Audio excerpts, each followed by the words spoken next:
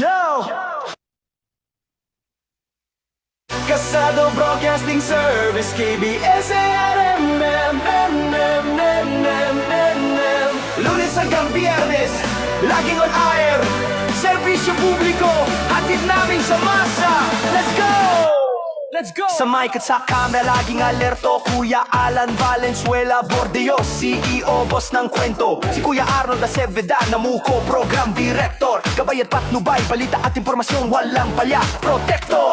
When Espino Lawson, news director, editor-in-chief. Issue ng lipunan natin sa tao, walang relief. Si Kuya Ben Aludo, prangkado, kikima ang handog. Kwento sa field, tapat at walang palusot.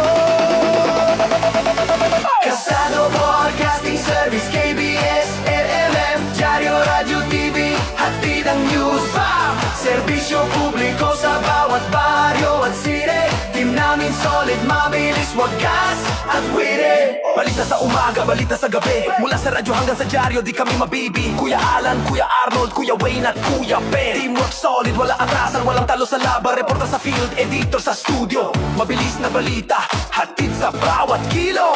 Ikasa mo, gabay at patnubay, issue ng lipunan. Prangkat pagkatima, truth ang hatid namin sa bayan. Kasado Broadcasting Service, ABS-RMM, Diaryo, Radyo, TV, hatid ang news. Serbisyo publiko sa bawat baryo at city. Team namin solid, mabilis, wagas at wire. Lunes hanggang Biyernes, on air ang kwento. Mga mamamahayag, laging handa sa todo. KBS-RMM, di lang basta news. Hatid namin sa masa, truth na wala abuse. Kasado Broadcasting Service, KBS-RMM, balita, serbisyo, hatid sa bawat tao. Di namin solid, mabilis at totoo. Ikasa mo, gabay at patnubay, issue ng lipunan, prangkadok na ima. Hatid ang totoong kwento. Diaryo na, radyo na, TV na. Kasado Broadcasting Service, KBS-RMM. Serbisyo publiko, sa puso tubo namin.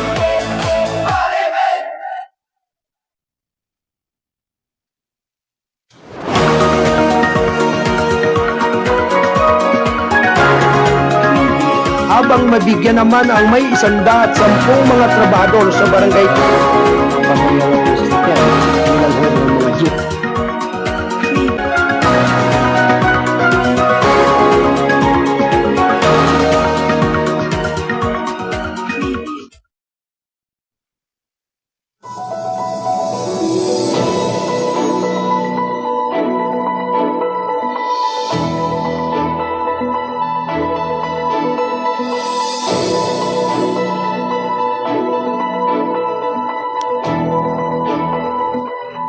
Gabay at patnubay. Palatuntunan nagbibigay inspirasyon, tatalakay sa iba-ibang pangyayari sa loob at labas ng ating bansa. Gagabay sa mga taong nangailangan ng patnubay sa kanilang mga suliranin sa buhay. At ngayon, narito ang inyong program host, ang Mindorinyong Midnight Boy, Kuyang Arnold Aceveda Namuko.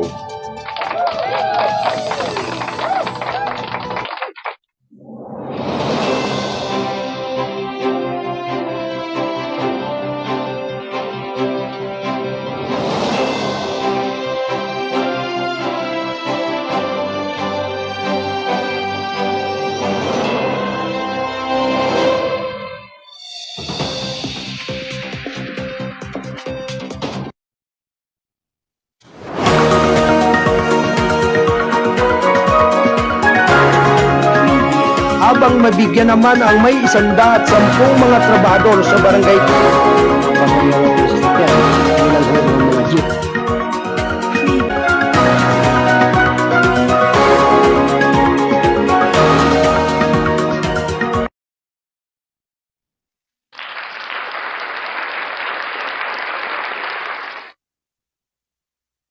Ganap na alas 8:22 ng umaga. Ito ay hatid ng KBS-RMM News, Diaryo na TV pa.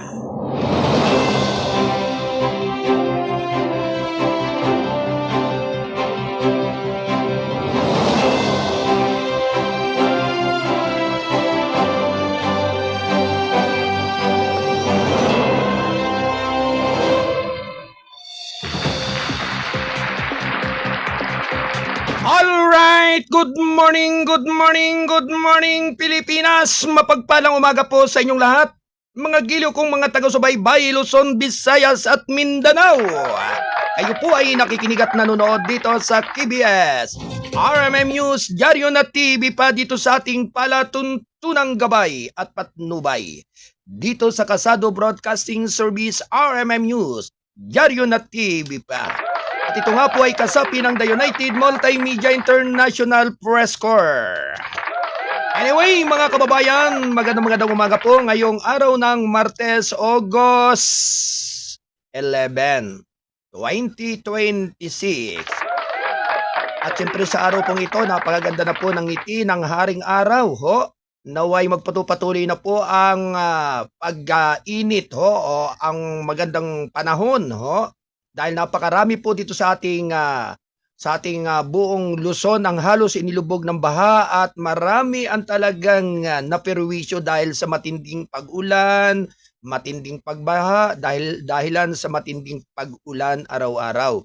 Kaya talagang halos pati mga klase sa mga paaralan ay suspendido dahil nga po sa sama ng panahon dahil sa matinding pag-ulan. Kaya ang lahat po ay talagang pinag-iingat at binigyan ng pagkakataon na huwag magkaroon ng anumang uri ng kapahamakan. Kaya talagang napakagagaling po ng ating mga nasa gobyerno. Lalong-lalo na po sa mga local government, ho. Talagang kaagad nilang binigyan ng suspensyon ang klase para yung mga bata ay makaiwas po dun sa anumang uri ng matinding kapahamakan o problema. Anyway, ang ating pong nakakasama dito sa ating Studio 1 bilang production assistant, ho, si Ate Del Aldea Santos at Ate Rosemary Paderon Dauson. At ganun din ang ating nasa Studio 2 Buluwagan ng Balitaan na kinaroroonan ng ating publisher, Kuyang Alan Bordeos. Likewise, si Ate Cora Biernes bilang operation manager, ating layout artist si Ate Ella Pasco at ang tagapagtaguyod ng ating palatuntunan ng gabay at patnubay, Attorney Mike Bordeos. Hello, good morning Kuyang Mike. At siyempre, ganun din ang ating nasa Studio 3, ang ating news director, Buluwagan ng Balitaan, Kuyang John Wayne Espino Lauson. Anyway, mga kababayan, samahan po ninyo ako sa loob ng 2 oras ng ating pagkatanghal dito sa ating himpilan ng responsabling mga mamamahayag. Anuman ang lahi at lingwahe mo, basta't kayo ay Pilipino, ito ang boses mo.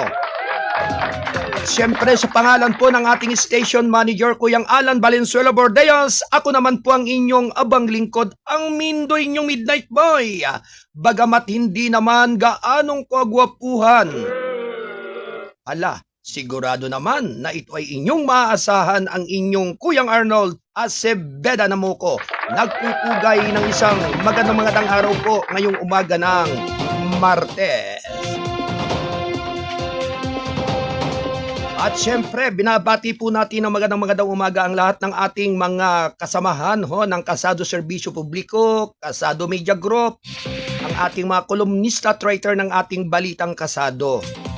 Bagamat lingguhan po ang paglabas ng mga istorya, mga balita at impormasyon sa ating pahayagan, dyaryo ng Balitang Kasado ay hitik naman ng bunga at ng mga magagandang mga impormasyon. Yan.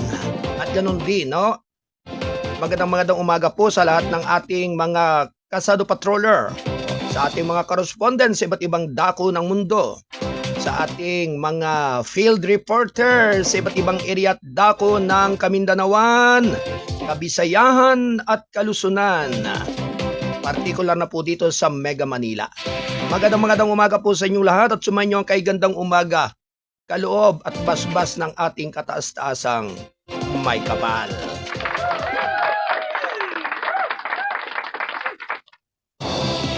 Ganap na alas 8:27 ng umaga.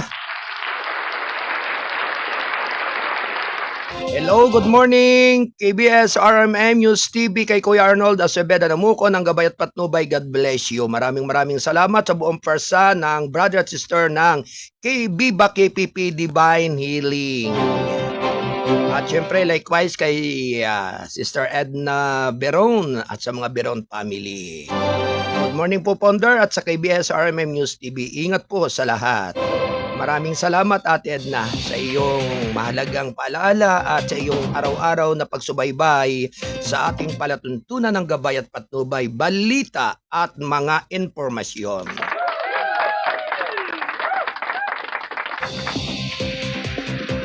Anyway, sa lahat po ng ating mga kababayan, isang mahalagang paalaala. Bagamat maganda ang sikat ng araw, panaka-naka ay umaambon pa rin sa iba't ibang area pa rin at dako ng kalusunan. At syempre hanggang ngayon po ay talagang malaki pa rin ang tubig sa ilang bahagi ng Metro Manila. Likewise sa ilang bahagi rin ng Rizal, Cavite at Bulacan. Ganun din sa area po ng Pampanga ho. At talagang sabi nga po ay napakatindi ng mga tubig na naging bolyum o voltahe na siyang naging sanhi ng paglaki ng tubig ho. Partikular na po dyan sa Oriental Mindoro ho, dyan sa bayan ng Nauhan. Nako, wow, Maria Josep. Napakadaming barangay ang inilubog ng baha ho sa matinding pag-ulan.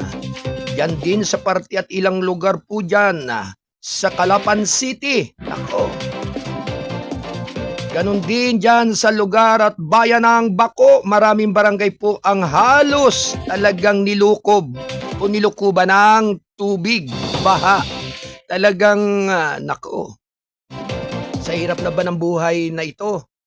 Halos sa pangaraw-araw ay malaking problema ng bawat magkakapamilya kung paano maitatawid at maitataguyod ang kanilang pamumuhay, lalo na po doon sa mga naninirahan sa mga liblib na lugar. Lalong-lalo na po dyan sa mga area ng kabukiran. Nako, bago makarating ng kabayanan ay marami ang pagdadaanan ho. Kung hindi sa dagat, ay sa karsada, siyempre naman. Ay paano kung baha? Anong gagawin doon ating Del? Eh, siyempre talagang kinakailangan gumawa ng paraan at isipin ang anumang mas higit na makakabuti para doon, para makarating at makapamalingki ho sa kabayanan o sa mga talipapa. Talagang yan po ay isang napakahalaga po para sa pangaraw-araw na pangangailangan ho. Kaya bumawi na lamang kayo pag higkat po o pag low tide na yung kabahaan. Talagang, siyempre, hanggang high tide pa, talagang medyo talaga mag-iisip ka kung paano ka magbabalsa o magbabangka para ikaw ay makagawi doon sa lugar na kung saan ka pwedeng makapamili o doon sa ikangay maaaring ikaw ay makapangalap ng mga pangangailangan ng iyong mga kapamilya at ng iyong mahal sa buhay. At yung iba nga po ay nakipagsapalaran na tumawid ng ilog kahit malakas ang agos. Talagang malalakas ang loob po ng ganito. Kaya sabi nga kapag nagtulak ay yung pagkalam ng sikmura, kahit kapahamakan ay susuungin. Kaya kinakailangan po mag-iingat lamang, huwag po masyadong tiwala, kumbaga kinasanayan po na kayo ay lumalangoy o tumatawid doon sa kailugan na alam ninyong baha at malakas ang agos, aba, ay kinakailangan po talaga ingat-ingat. Kinakailangan po ay siguraduhin lamang po na may nakakita at kung sakali kung tangayin man po ng malakas na agos, ay alam na po kung ano ang pwedeng gawin. Anyway, sa lahat po ng ating mga kababayan, paalaala po at pahiwatig sa mga kababayan natin, ho?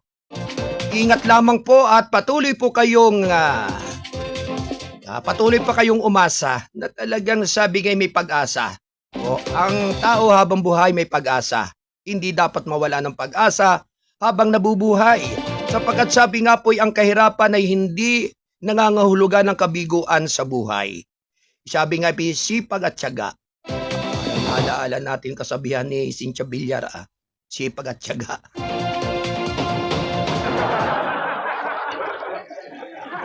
Ay talaga naman Ate Rose, kinakailangan talaga ay magtiyaga. Sabi nga'y daig ng maagap, anang matyaga ang maagap.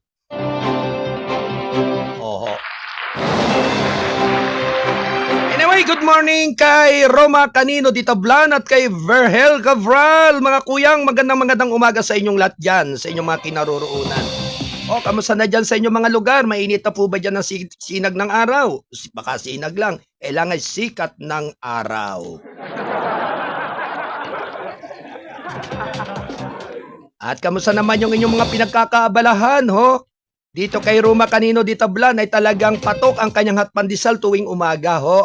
O, talagang madilim-dilim pa ay talagang naghahawil na o talagang naghihinaid na yung kanyang mga customer. Yung, kaya yung mga suki po na talagang patuloy at nasanay tuwing umaga, ho, doon sa hatpandisal ni Kuyang Otep Dita Blan ay talagang walang kapuat-puat, talagang matindi ang kanilang pagtatangkilik. Dahil nga po ba, bakit ang hindi, ho? Bukod na sa malinamnam na, mainit pa, talagang sulid. O, at quality ang kanyang hatpandisal. O, lalo na po yung mga bands. O, kahit nga yung mga tagapalingki ho ng bayan ng Taytay, sa kanya pa rin dumadayo ho yung mga ibang mga customer na dati regular doon bumibili ng mga tinapay na pinapalamanan. Pero sa bakery pa rin ho ni na Kuyang Otep Dita Blan, doon ho sila dumarayo pa ho. Isipin nyo, almost 1 kilometer mula ho sa, wala naman pala, mga half kilometer mula po sa Kabayanan o sa Kapalingkihan. Doon pa pupunta sa bakery nila dyan sa sitio, Burol, Barangay San Juan, Taytay, Rizal. Wow. Medyo may distansya po layo sa mismong bagong palengke po ng bayan ng Taytay. Kaya talagang napakaganda po at napakainam ho nung kanyang mga tinapay. Bukod na talagang sa maaasahan pa, sulit, quality, at talagang maaasahan. Anyway, magandang umaga po kay Kuyang Francisco Marcaida, ho. Isa po nating kasamahan ng pamamahayag, ho. Taga DWVL, magandang umaga, Kuyang Francis Marcaida. Kamusta ka na dyan? At anong lagay niya dyan sa iyong kinaroroonan sa mga panahong ito? Talagang napakarami ang halos binaha, halos nilubog ng tubig baha ang karamihan sa mga barangay sa iba't ibang dako dito sa ating bansang Pilipinas. Partikular na po dyan sa area at lugar po ng dito sa Kalusunan, ho. Kung dati ang Kamindanawan po laging binaha, ho, at nakaranas din ng matinding pagsubok sa matinding mga pag-ulan, ngayon naman ay ang Luzon po. Talaga, ho. Halos talagang marami ang umiiyak, marami ang nalulumbay, lalo na po dun sa nalandslide at naguhuan at natabunan ng bato. O, dyan sa lugar po ng Binggit, ako, Sus Maria Josep, ano ba naman yan? Sumalangit nawa po ang kaluluwa ng mga taong napahamak at nabiktima ng matinding landslide. Anyway, magandang umaga rin po kay Judy Anamuco, kay Brother Verhel Cabral, likewise sa lahat po ng ating mga kababayan dyan, kay Ate Margie Doran Manggera ng Victoria, Oriental Mindoro. Kamusta na po kayo dyan sa mga lahat po ng mga taga Victoria, Oriental Mindoro? Binaharin po ba kayo diyan? Kamusta naman po ang ating mga libu-libong mga kababayan diyan? Si area at lugar na yan, ho. Talagang medyo may mababang lugar din po diyan sa lugar ng Victoria hanggang dyan sa Minas. So, talagang naman, oo. Laging mag-iingat po kayo at patuloy po kayong manalangin at pagdasal sapagkat sabi nga po yung malaki ang nagagawa ng pagdarasal at pananalangin at pag-aalaala sa mga panahon ng sigwa, panahon ng kalungkutan at kapanganiban ay ang paghingi ng tulong sa ating dakilang may kapal. Alas 8:37 ng umaga, ito'y atid ng Kasado Broadcasting Service, RMM News, Diaryo na TV pa. At ito nga po ay kasapi ng The United Multimedia International. Rescore!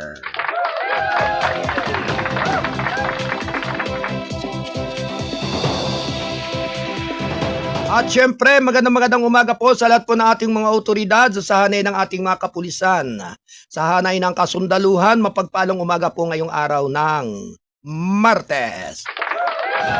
At syempre, binabati po natin ng mga umaga po ang lahat ng ating mga kababayan po dyan sa Antipolo City, particular na po dyan sa Barangay San Roque, sa punguna po ng ating buting Barangay Kapitan, Anding Kabasbas, at sa lahat po ng mga taga-Sangguniang Barangay. Likewise, sa Lupong Kapayapaan ng Barangay San Roque, siyempre sa punguna po ni Kuyang Alan Bordeos. Ngayong araw pong ito, siya ay duty ngayon dyan. Bagamat siya ay nasa area at lugar ng buluwagan ng ating balitaan, lagari ang katawan para sa sinasabing public servant.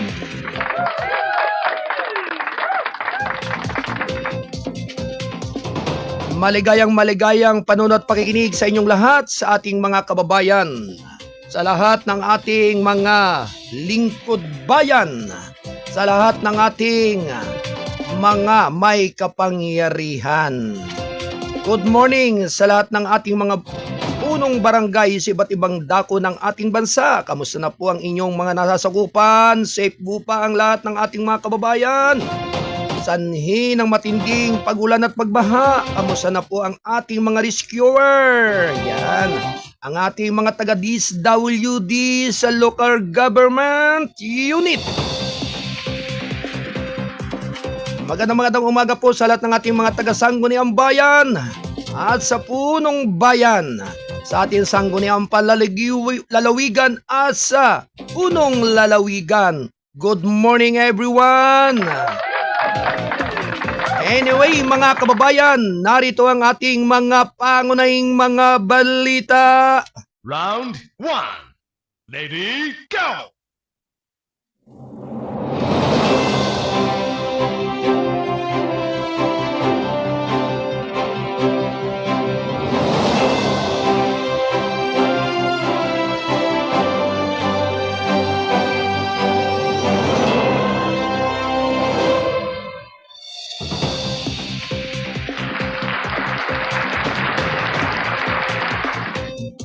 Ganap na alas 8:40 ng umaga, ito'y atid ng balitang kasado, ang pahayagang balansi at totoo national newspaper. At syempre sa lahat ng ating mga kasado patroller, standby report, Kuyang Dan Torbeles ng Calabarzon area dyan sa Rizal.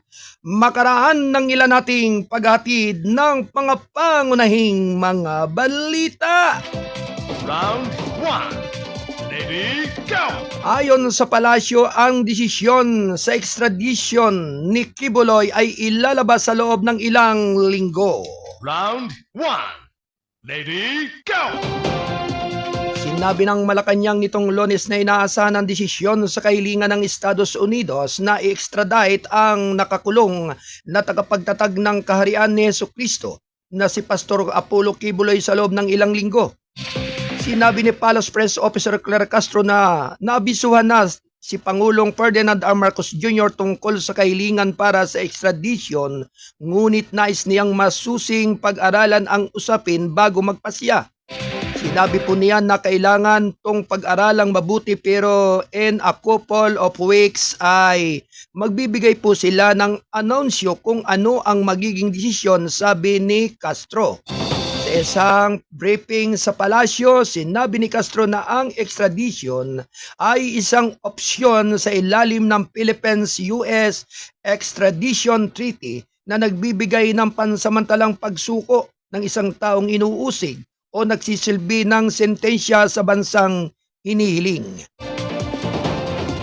Formal nang ipinasa ng US Department of State ang kahilingan para sa extradition sa Department of Justice. Ang kahilingan ay nagmula sa isang 2021 US indictment laban kay Kibuloy sa mga kasong kinabibilangan ng sex trafficking ng mga minor de edad, pandaraya at maramihang cash smuggling. Nilagdaan ng Pilipinas at US ang isang extradition treaty noong taong 1994.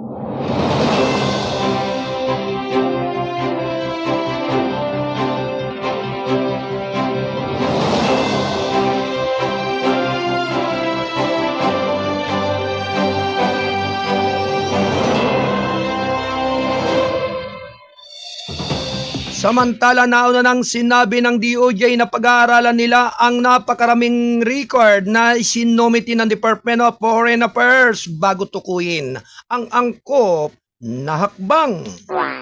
43 minutos makalipas ang 8:08 ng umaga. Samantala, pag-aaralan ng PNP ang mga tagumpay sa kapayapaan sa India bilang modelo para sa maluwag na pagsuko ng mga baril. Round 1. Lady, go! Pag-aaralan ng Philippine National Police ang mga kamakailang tagumpay sa kapayapaan at seguridad sa Indanan, Solo bilang isang posibleng modelo upang hikayatin ng ilang mga komunidad na kusang loob na isuko ang mga maluwag na baril at makatulong na maiwasan ang pagbabalik ng armadong karahasan. In a statement, Sunday PNP Chief General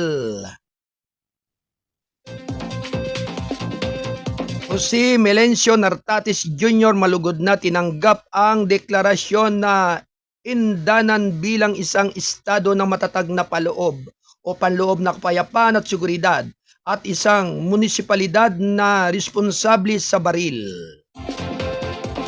Na nagsabing ipinapakita nito ang kahalagaan ng kooperasyon sa pagitan ng mga pwersa ng seguridad, ang mga lokal na opisyal ng mga residente, ang deklarasyon ng Indanan bilang isang lugar ng matatag na kapayapaan at isang munisipalidad na responsable sa baril ay isang mahalagang tagumpay para sa komunidad at mga pwersa ng seguridad.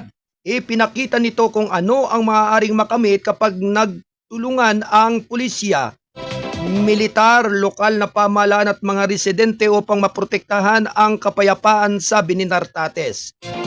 Kamakailan inilagay ang Indanan sa ilalim ng State of Stable Internal Peace and Security at tinukoy bilang munisipalidad na responsable sa baril kasunod ng deklarasyon na kinasangkutan naman ng lokal na pamahalaan at mga pwersa ng seguridad.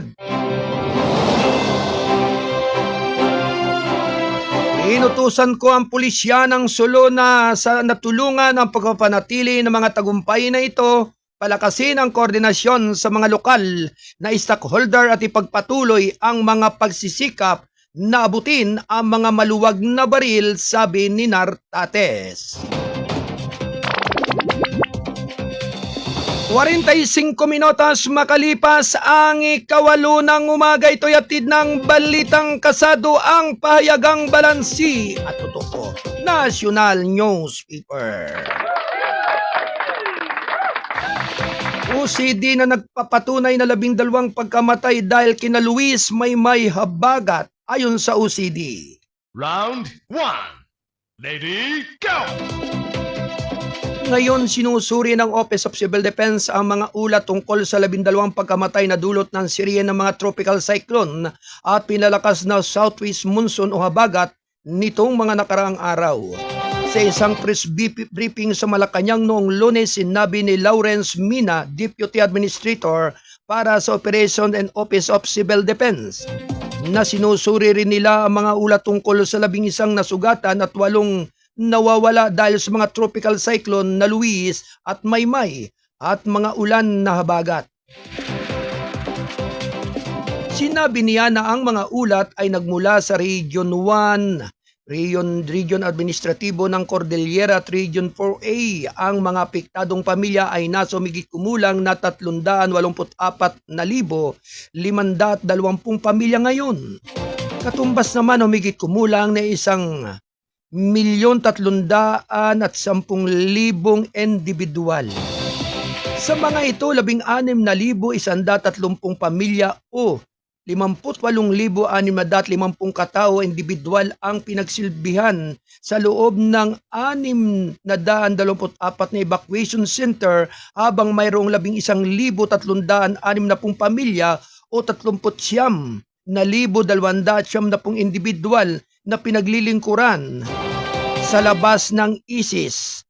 Ito o evacuation center, ito ay nasa mga rehiyon ng National Capital Region 1, 2, Sakar, 3, Calabarzon, Mimaropa, 5, 6 at Region 9, sabi ni Mina.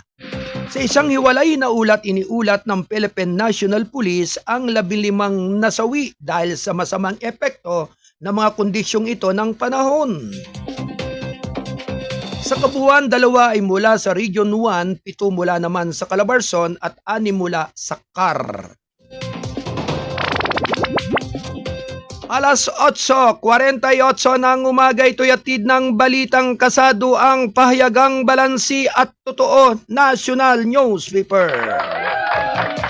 Tinitingnan ng DepEd ang 135 milyong piso para sa paglilinis ng paaralan, pagkukumpuni pagkatapos ng Maymay. Round 1. Lady, go!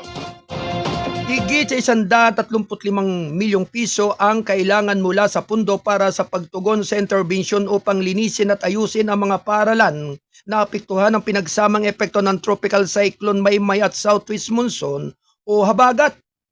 Ayon pa rin sa Department of Education, Disaster Risk Reduction and Management Service nitong Lunes, ito ay kasunod ng 722 paaralan na nasira at iba't ibang rehiyon kung saan ang pinakamataas na bilang ay naitala sa region ng Ilocos.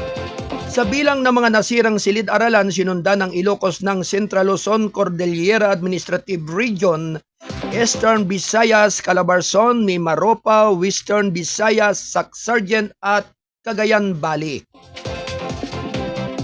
Bilang tugon, sinimulan ng DepEd, DRRMS ang pagproseso ng KUKO at MR funds para sa pagkukumpuni ng mga nasirang silid-aralan at paglilinis upang suportahan naman ang tuloy-tuloy na pagtuturo ayon dito. Partikular, sinabi ng ahensya ng 20.418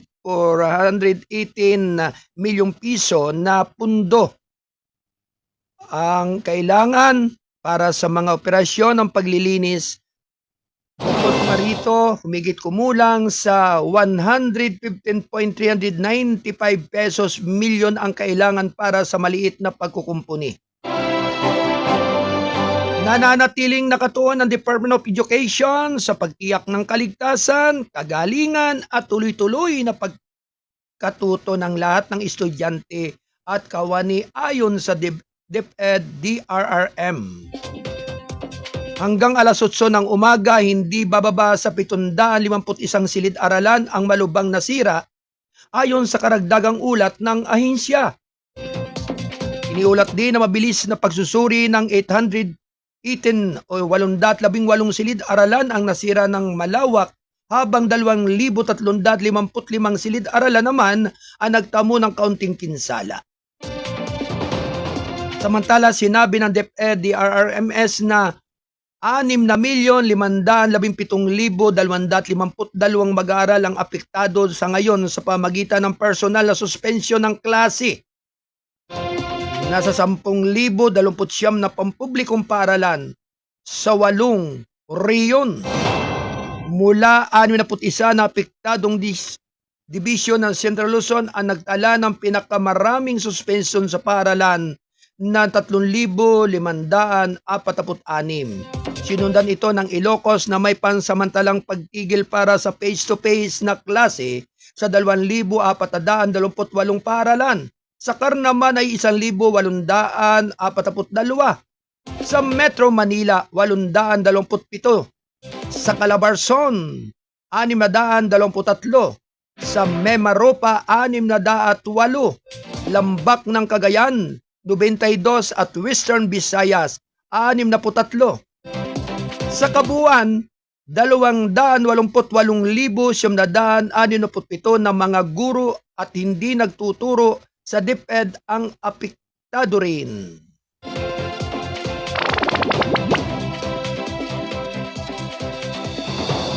Walong minuto bago magikas 9 ng umaga. Ito'y hatid ng balitang kasado ang pahayagang balansi at totoo national newspaper.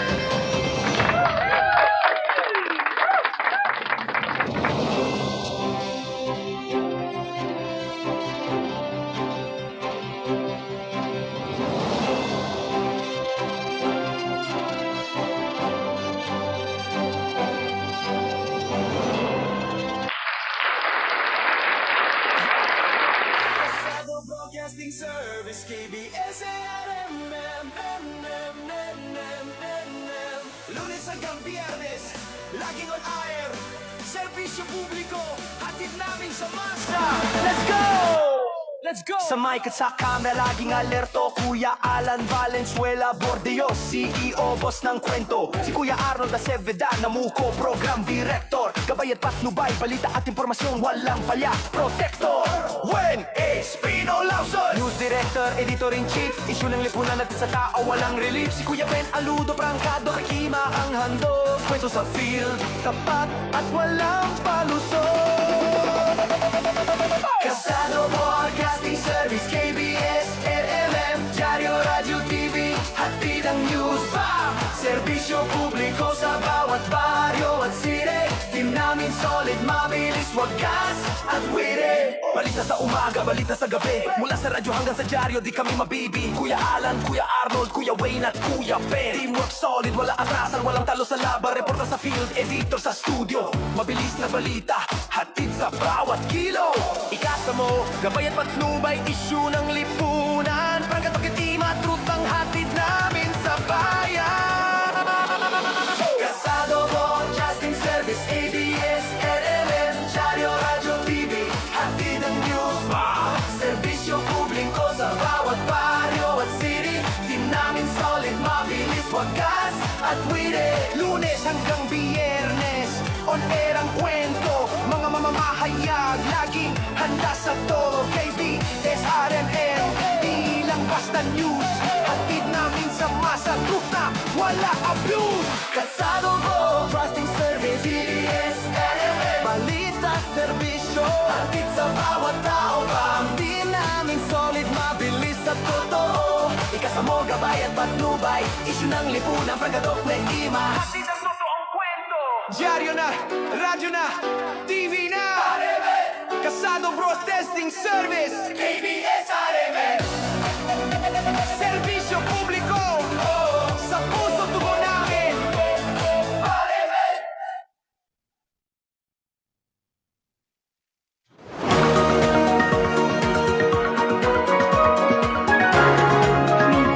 Habang mabigyan naman ang may 110 mga trabahador sa barangay.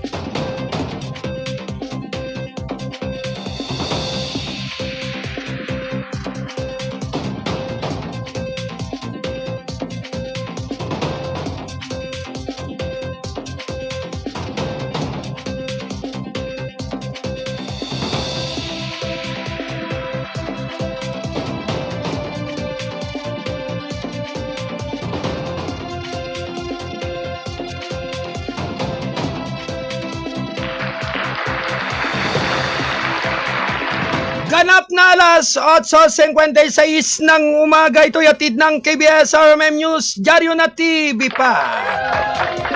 Anyway, mga kababayan, may pagulat ang ating Kasado Patrol. 47 mula pa rin sa Calabarzon area, dyan sa Rizal, si Kuyang Dan Torbeles. Anyway, mga kababayan, ang kanyang ulat ay may kinalaman po hinggil po dito sa Rodriguez Rizal PNP hindi nag-atubili at nagpatinag sa pagtulong sa mga naapektuhan ng mga residente sa ilang barangay sa dinulot ng tubig bahadulot ng habagat ng bagyong Maymay. Ang detalye po ay magmumula kay Kasado Patrol 47. Kasado Patrol Report. Anyway, nasa linya si Kuyang Dan Torbeles, Kasado Patrol 47. Kuyang Dan, good morning!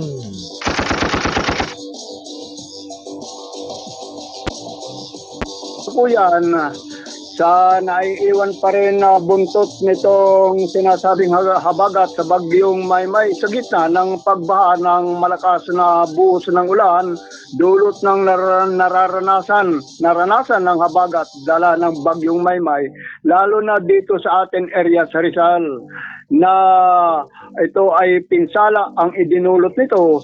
Sa bayan naman ng Rodriguez, Rizal, hindi nagpatinag ang ating mga kapulisan na Rizal PNP ng Rodriguez na agad na tumugon ang sinasabing SAR team, katuwang ang MDRRMO, Municipal itong Disaster Risk Reduction Management Office, sa mga residente ng Rodriguez na apektado ng idinulot na itong tubig baha na nagmula pa sa kabundukan sa bayan nga ng Rizal, lalo na sa pag-apaw umano nito, itong sinasabing Wawa Dam, dahil sa matinding idinulot ng habagat na bagyong Maymay. Sa matinding pangangailangan, agad na tumulong ang local government unit, lalo na ang mga kapulisan sa kanilang aksyon kaagad sa mga naapektuhan ng mga residente, lalo na sa Kasiglahan Village, Barangay San Jose, Rodriguez, Rizal at iba pang mga barangay na apektado nga na sabing baha.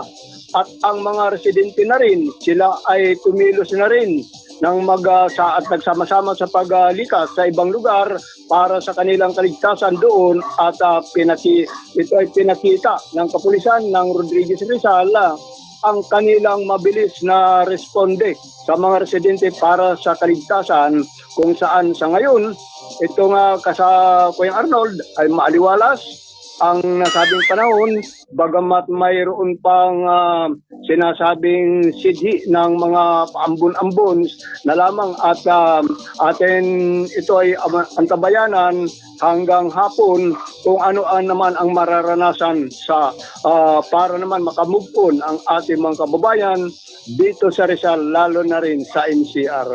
Kung saan ito kasamang Arnold, ako ay magbabalik mamaya-maya lang, tawagan mo ako mula sa Rizal. Ito si Kasado Patrol 47, Dan Torbeles nag-uulat live sa DKB sa Armenius TV, nag-uulat.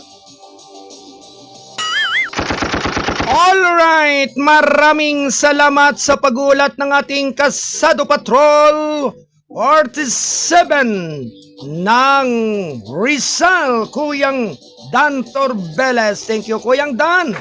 Nihatid ng oras ay ganap na ika-1 minuto ng umaga.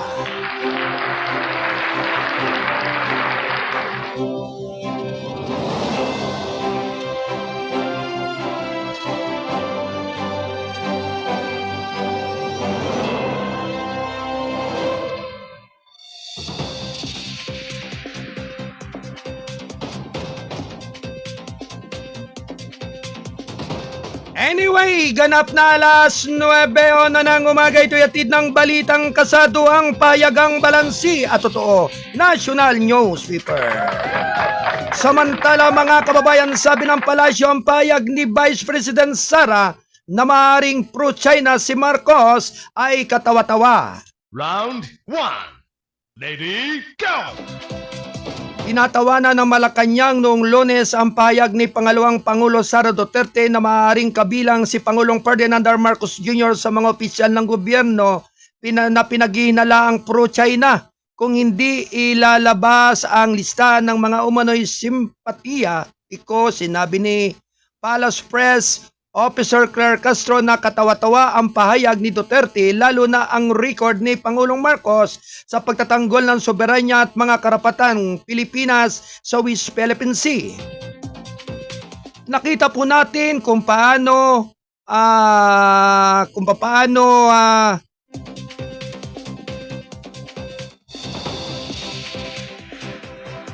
ipagtatanggol at ang ipaglaban ng Pangulo ang interes ng bansang Pilipinas at interes ng ating mga kababayan. Ayon sa kay Castro, marami na ang humanga at ipinakita na sang-ayon sila kung anong entrance ng Pangulo patungkol sa ating soberanya, kung paano natin ipaglalaban maproteksyonan, especially ang ating karapatan sa West Philippine Sea, dagdag pa niya. Tinatanong ni Castro kung bakit si Duterte at ang kanyang kapatid na si Davao City Representative Paulo Duterte lamang ang tumututol sa panawagan ni Defense Secretary Gerbert Teodoro na magbitiw ang mga opisyal na hindi sumusuporta sa interes ng Pilipinas sa West Philippine Sea. Hindi natin alam bakit silang dalawa lamang ang magkapatid ang umaalma, sabi ni Castro. Minsan kasi kapag ikaw ay natutumbok kahit hindi ka pinangangalanan, malamang ikaw ay nagre-react, dagdag niya.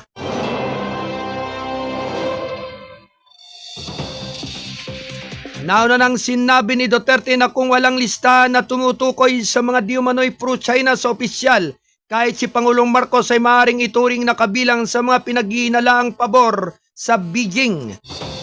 Kamakailan sinabi ni Teodoro na tungkulin ng mga opisyal ng gobyerno na panatiliin ang mga batas ng Pilipinas at ang opinyon ng bansa sa West Philippine Sea.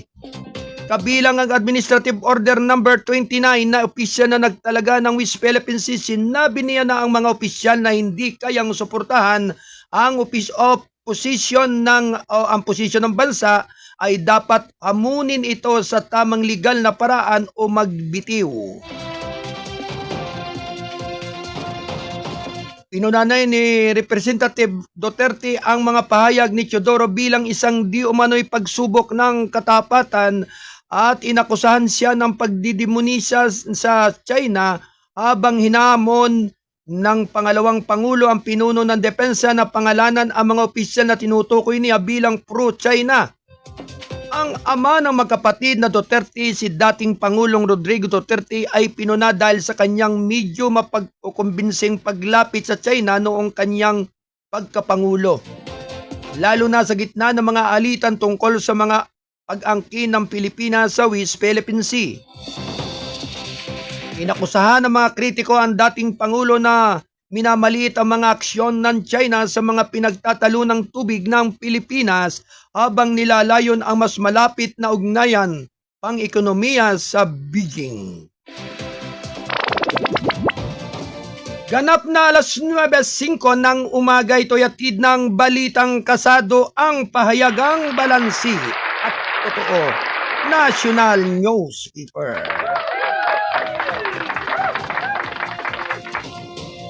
Anyway mga kababayan, nagbabalik ang ating Kasado Patrol. 47 ng Rizal, si Kuyang Dan Torbeles upang ihatid ang kanyang mahalagang balita.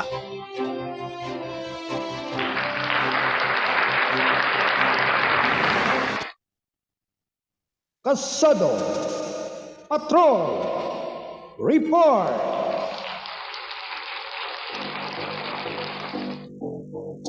Alright mga kababayan, nagbabalik si Kasado Patrol 47 ng lalawigan ng Rizal, Kuyang Dan Torbeles. Alright Kuyang Dan, good morning muli sa iyong pagbabalik.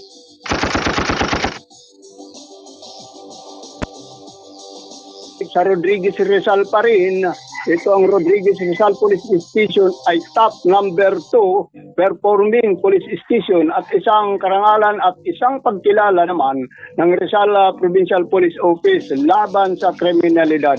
Sa ilalim na pamumuno ni Police Lieutenant Colonel Arwin D. Gapod, Chief of Police ng nasabing bayan ng Rodriguez Rizal, sa agaran na pagtugon laban sa kriminalidad, lalo na ang pagkakaaresto sa mga nasasangkot sa krimen, lalo na ang ginagawang SACLEO operation o simultaneous anti-criminality and law enforcement operation nitong yung nakaraan na buwan, July 13 to 19, taong kasalukuyan 2026 na operasyon na mayroon average ito anya na score na 35.76 points na kinilala nga ito ng RPPO o Rizal Provincial Police Office bilang top number 2 performing police station for city and class A municipality ng Rizal sa mga nasabing sakli operation dahil sa pamumuno ni Police Lieutenant Colonel Gapwood,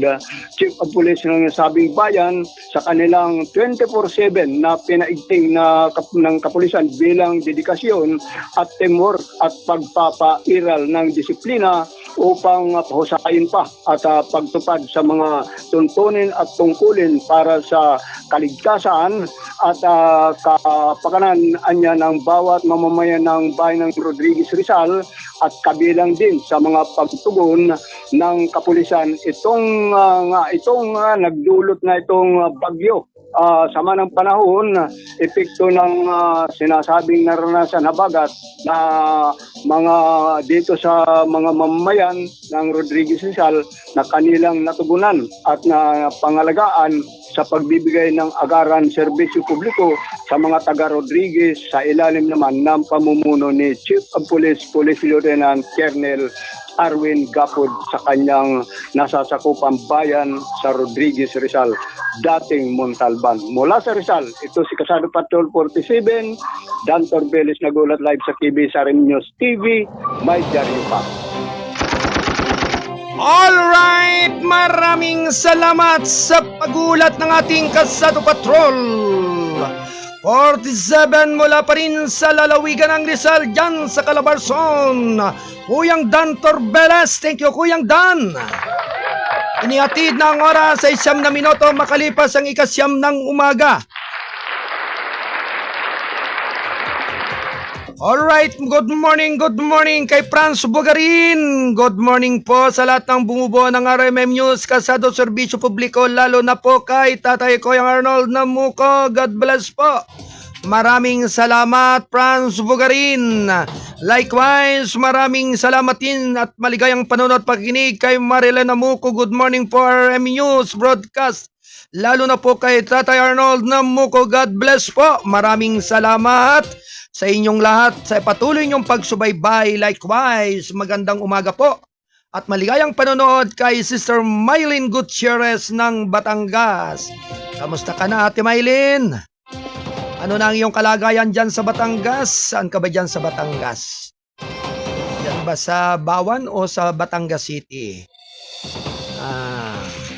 Kamusta na ang Bayang Sinilangan, ang Oriental Mindoro? Kamusta na ang lugar ng Dulangan, Dulangan 2, na kung saan ay patuloy na laging tumatamasa ng matinding sama ng panahon. Kamusta na ang mga taga Oriental Mindoro?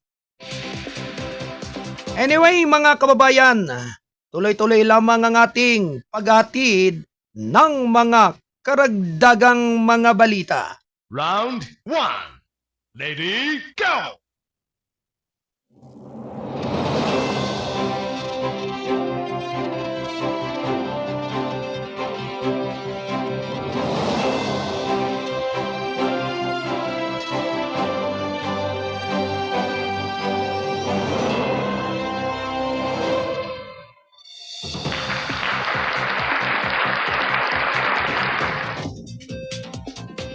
Narito ang ating mga karagdagang mga balita ayon sa DepEd. 427 pamilya sa Laguna ang nakakuha na ng titulo ng lupa sa pamamagitan ng Expanded 4PH. Round 1. Lady, go!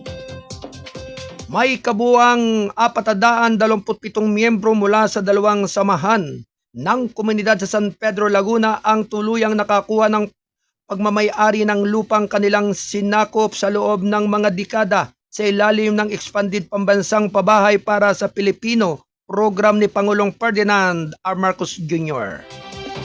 Pinangunahan ni Department of Human Settlement and Urban Development Secretary Jose Ramon Aliling kasama si Social Housing Finance Corporation President at CEO Federico Lacsa ang seremonya na paggawad ng Transfer Certificate of Title.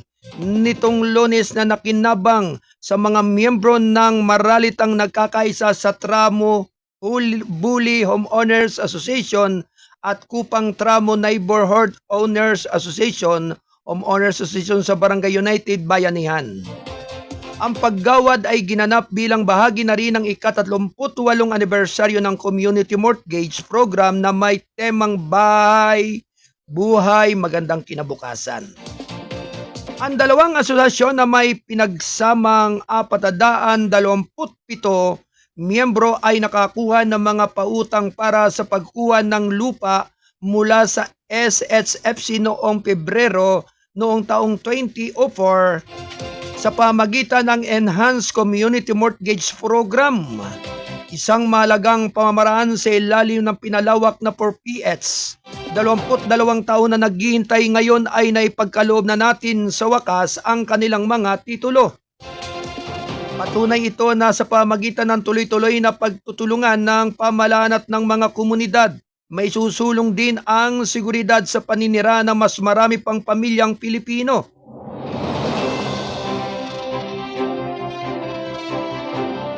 Sinabi pa rin ni Alileng sa seremonya kung saan 67 pamilyang benepisyaryo ang tumanggap ng kanilang mga titulo. Binigyan din niya na ang DHSUD na sa pamagitan ng SHFC ay magpapatuloy sa pagpapalakas ng ECMP upang matulungan ang mas organisadong mga komunidad na makakuha ng land tenure at mapabuti ang kanilang kalagayan sa pamumuhay.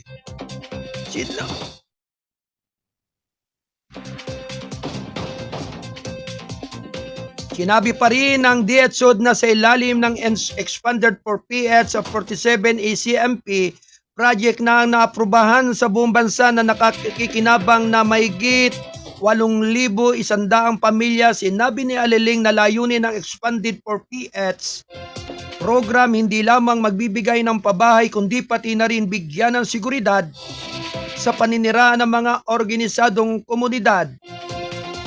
Sa Expanded 4PH, hindi lamang pabahay ang ating isusulong kundi pati na rin seguridad ng paninirahan alinsunod sa direktiba ni Pangulong Bongbong Marcos Jr. Ang bawat titulong may pagkakaloob ay konkretong hakbang tungo sa pagkakaroon ng mas may dignidad na pamumuhay para sa ating mga kababayan, sabi niya.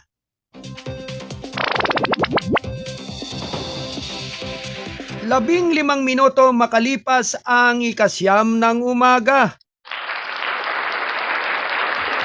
Ito'y hatid ng Balitang Kasado, ang pahayagang balansi at totoo. National Newspaper. At syempre magandang umaga, maligayang panonood at pakikinig kay Brother Felix Beron. Good morning sa mga Beron family dyan sa Oriental Mindoro. Samantala, tinalaga ni Edwin Mercado ang PhilHealth bilang bagong pinuno ng Department of Health matapos magbitiw si Puhalti. Round 1. Lady, go!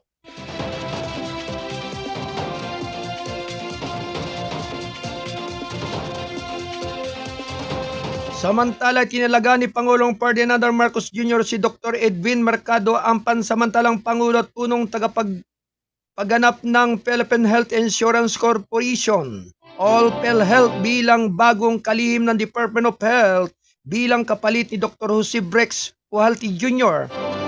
Ayon pa rin kay Palos Press Officer Claire Castro nitong Lunes, sinabi ni Castro na kusang loob na nagbitiw si Puhalti dahil sa mga dahilan sa kalusugan. Itinalaga si Puhalti bilang kalihim ng Department of Health noong Hulyo lamang pumalit kay dating kalihim ng DOH na si Teodoro Herbosa. Ang maikling panunungkulan ni Puhalti sa Department of Health ay naganap kasabay ng isang reklamo laban sa kanya na inilipat mula sa Presidential Complaint Center patungo sa Office of the Ombudsman. Iniulat na kasama sa reklamo ang mga paratang ng may kinalaman sa pagkuha ng mga supply na may kaugnayan sa tuberculosis at iba pang mga alalahanin.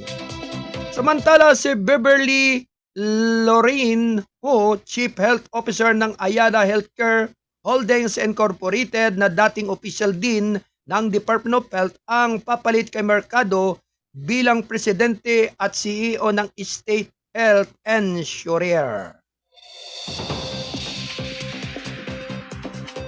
18 minuto makaraan ang ikasyam ng umaga.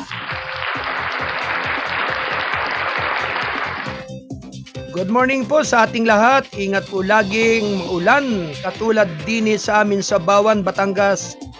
Sa bait ng ulan o dine mula kay Ate Maylene Gutierrez. Aba, talagang mabait talagang ulan dyan sa Bawan, Batangas ha.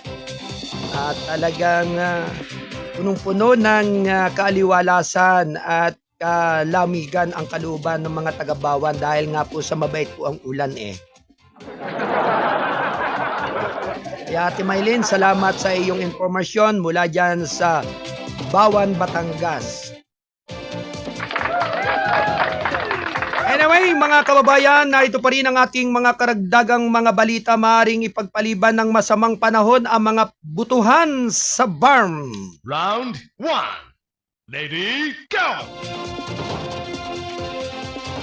Samantala, ang Komisyon on Election ay naghahanda sakaling magkaroon ng malakas na ulan habang ginaganap ang Bangsamoro Autonomous Region in Muslim Mindanao. Parliamentary elections sa Setyembre 14.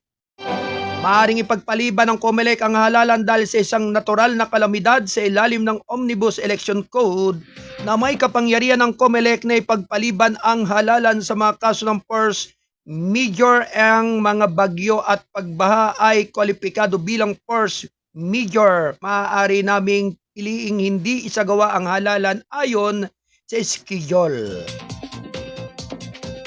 Basta't ito ay may sasagawa ng loob ng 30 araw. Pagkatapos nito, ito ay isang opsyon na aming isa sa alang-alang, sabi ni George Garcia, tagapangulo ng COMELEC. Sa isang press briefing sa media walkthrough ng Data Centers 1 at 2 para sa BPA sa Makati City, sinabi ni Garcia na mas nababahala sila sa mga paaralang itinalaga bilang polling place dahil may ilang lugar na nakararanas o ng matinding pagbaha. Pinag-aaralan namin kung saan maaaring ilipat ang mga sentro ng pagbuto sakaling magkaroon ng malakas na ulan sa araw ng halalan. Upang makabuto pa rin ang aming mga mamamayan, aniya, hindi kami nag-aalaala sa ulan na pumipigil sa data transmission dahil gumagamit kami ng mataas na kalidad na Starlink systems. Kumpiyansa kami na maipasa namin ang mga resulta kahit sa gitna ng bagyo at ulan. Sinabi pa rin ni Garcia na hindi nila inaasa na mas mabasa ang mga gamit o mabasa ang mga gamit sa halalan dahil lahat ng kagamitan nakasiguro sa mga budiga ng COMELEC. Ang tanging bagyang alalahanin ay lumilitaw kapag ang kagamitan ay ilalagay o inilalagay sa mga munisipalidad, kaya naman kailangang tiyakin ng mga municipal treasurer na sapat ang mga pasilidad para sa imbakan ng mga materialis na ito, aniya. Ang deployment ng automated counting machines, laptops at iba pang gamit sa halalan ay Offices of Election Officer ay nakatakdang magsimula sa 3 linggo ng Agosto. Ang transmission kits, ECM, external voters at ballot boxes ay nasa mga regional hubs na habang naghihintay na ipadadala sa mga lokal na opisina ng poll body. Batay na rin sa datos ng COMELEC, mayroong kabuuang 2,073,202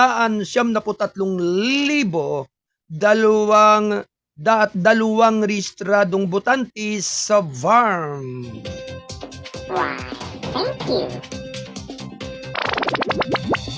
22 minutos makalipas ang 9 ng umaga.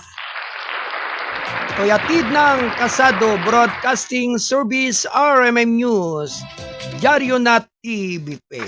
Ito po ay kasapi ng The United Multimedia International Press Corps At siyempre sa pagtulungan po ng lahat ng Kasado Media Group, Kasado Serbisyo Publiko at ng ating mga kolumnista at writer. Iba't ibang dako ng ating bansa.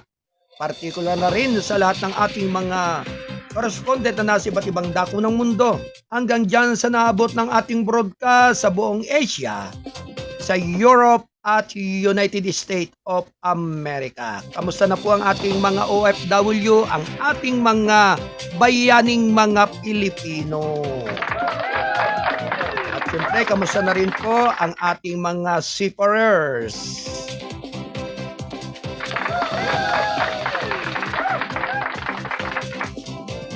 Samantala mga kababayan, tuloy-tuloy lamang ang ating paghatid ng mga mahalagang mga balita. Round 1. Ready, go!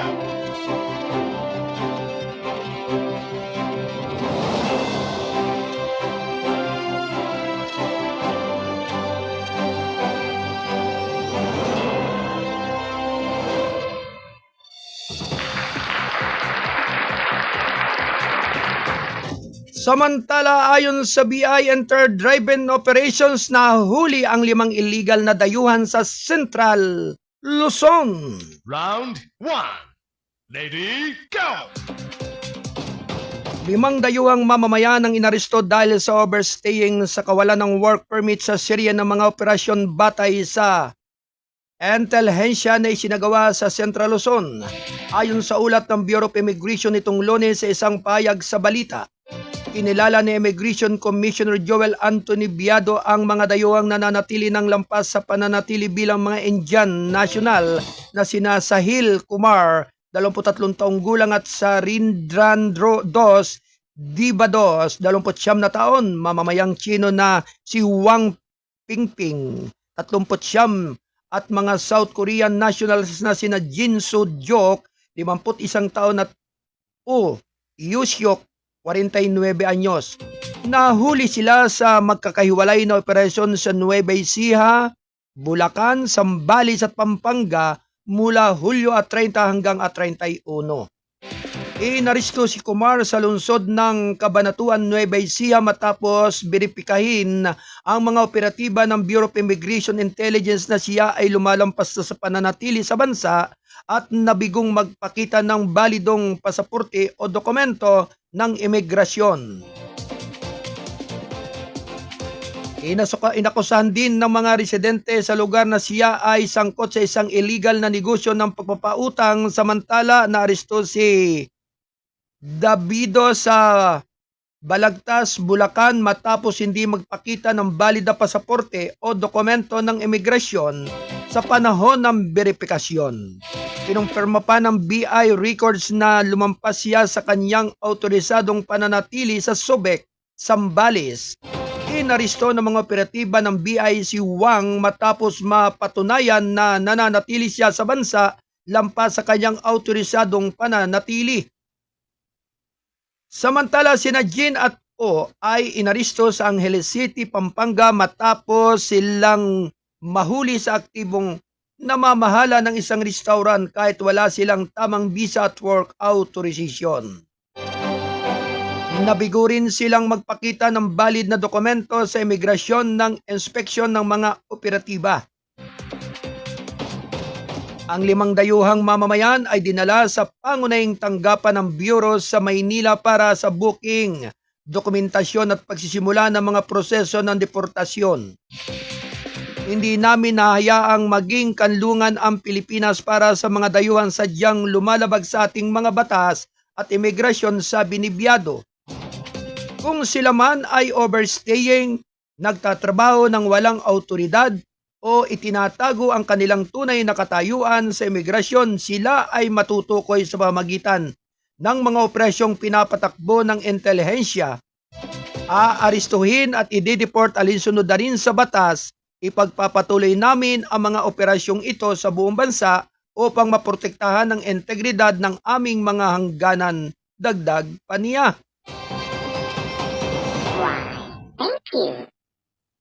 Alas 9:27 ng umaga.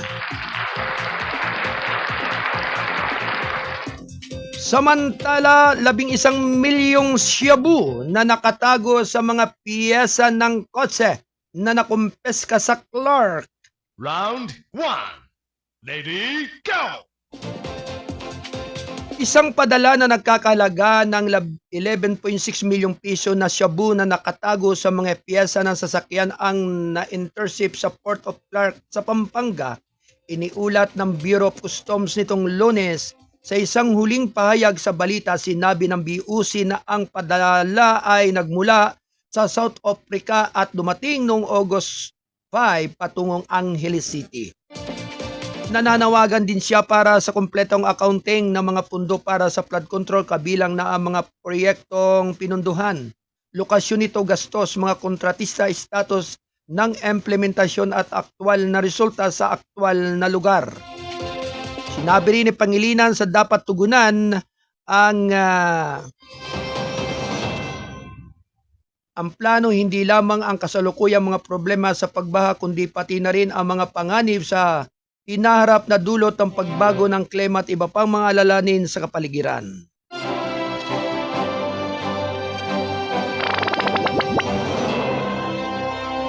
₱29 minutos makalipas ang 9:00 ng umaga.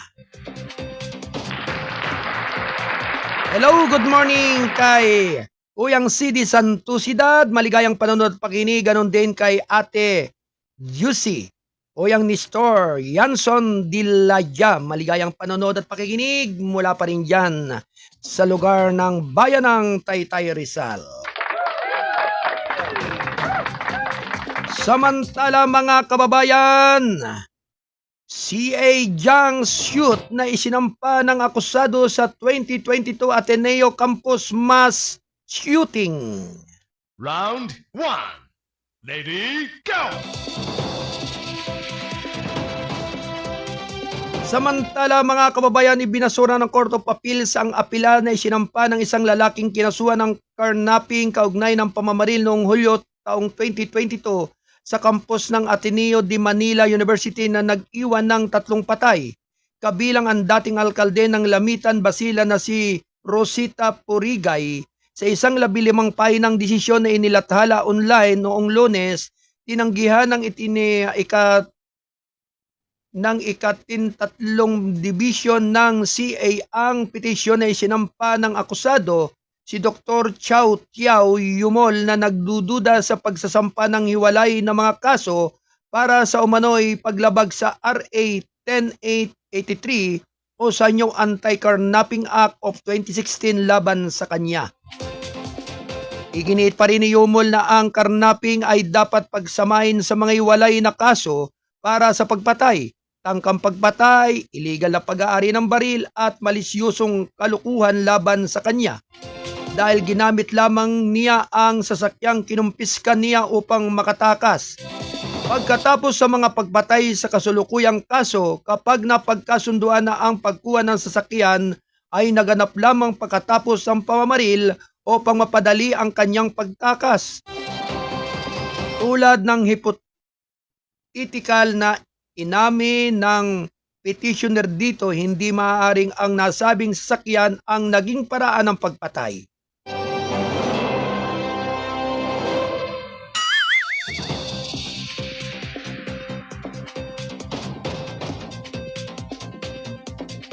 Dahil dito, walang malubhang pang-aabuso sa direksyon ang maaaring idulot ng RTC sa pagtanggi sa reklamo ng petitioner na ang kaso ng carnapping ay dapat isama o ituring na lamang bilang kwalipikadong kalagayan sa kaso ng pagpatay, sabi ng korte. Ang Yumol na ang klinika sa Basilan ay iniutos na isara ng Purigay noong 2018 ay pumunta sa kampus ng Ateneo noong Hulyo 2024 noong taong 2022 kung saan nakatakda ang seremonya para sa mga nagtapos, kabilang na ang anak ng biktima ng College of Law. Ayon pa rin sa pulisya, gamit ang pangalang Ramel Nicodemes pumasok sa Yumol sa kampus sakay ng TNBS na may 2 nakatagong pistola. Matapos ang kanyang pamamaril, tumakas siya at kinuha ang isang Honda Civic sedan na tinutukan ng baril mula sa driver nito. Hinabol siya ng isang lalaki, si Rapi Digones, na sakay ng motorsiklo at nabangga ng kotse ni Yumol. Iniwan ng akusado ang sasakyan sa isang gasolinahan sa kahabaan ng Aurora Boulevard sa Quezon City at sinubukang tumakas gamit ang isang modernong jeepney na na-flag down na nagresulta sa kanyang pag-aresto. Nananawagan din siya para sa kumpletong accounting ng mga pundo para sa flood control, kabilang na ang mga proyektong pinunduhan, lokasyon nito, gastos, mga kontratistang status ng implementasyon at aktwal na resulta sa aktwal na lugar. Sinabi rin ni Pangilinan na dapat tugunan ng plano hindi lamang ang kasalukuyang mga problema sa pagbaha kundi pati na rin ang mga panganib sa hinarap na dulot ng pagbabago ng klima at iba pang mga alalahanin sa kapaligiran.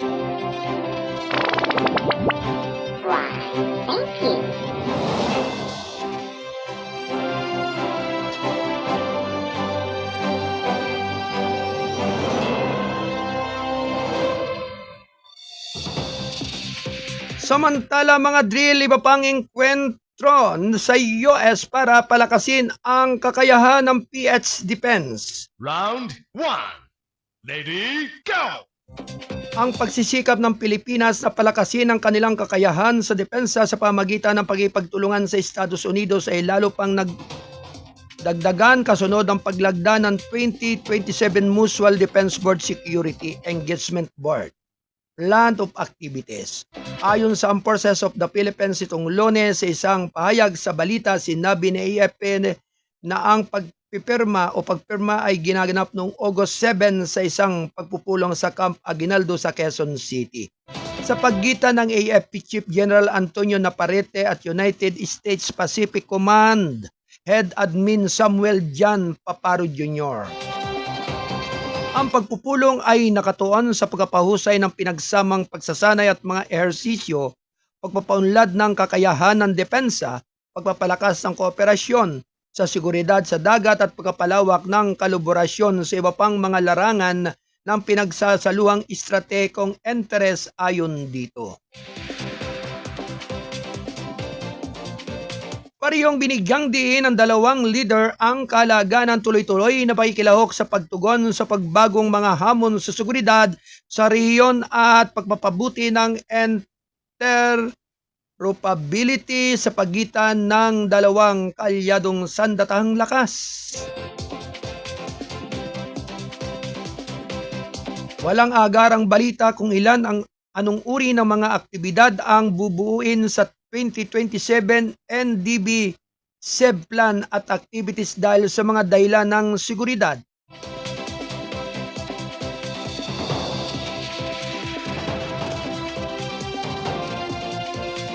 Sinabi ng AFP na mananatiling mahalagang mekanismo ang MDB SEB para sa pagsusulong ng mutual na interes sa depensa at seguridad ng Pilipinas at Estados Unidos. Sa isang pahayag sa balita na inilabas noong Sabado, sinabi ng US Pacific Command na ang idinagdag o nilagdaan ng 8-star memo ay nagpakita ng mutual na pangako sa pagpapalakas ng kooperasyon sa interoperability sa pagitan ng US at Philippine Armed Forces sa gitna ng tumitinding tensyon sa rehiyon. Kabilang na sa mga aktibidad para sa taong 2027 MDB SEB plan ang malawakang pagsasanay sa mga palitan, eksperto, pagpapatuloy ng isang pagkikipagtulungan na nagbunga ng daang bilateral na aktibidad taon-taon sa mga nakaraang taon. Ang mga aktibidad na ito ayon sa kanila ay idinisenyo upang mapanatili ang interaksyon ng dalawang militar at mapabuti ang operational readiness na sa iba't ibang misyon na kabilang ang seguridad sa dagat, tulong pang humanitarian at tugon sa sakuna.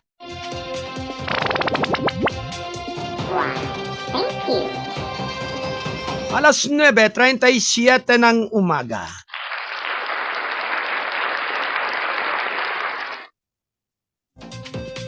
Samantala, sabi ng pinuno ng kapulungan, hindi hadlang ang impeachment duty sa pagtugon sa baha. Round 1. Lady, go! Tinanggihan ni Deputy Speaker Janet Garin noong Lunes ang mga pahayag na inuuna ng House of Representatives ang impeachment proceedings kaysa sa pangangailangan ng mga komunidad na apektado ng malakas na ulan at pagbaha na dulot ng tropical cyclones at southeast monsoon o habagat.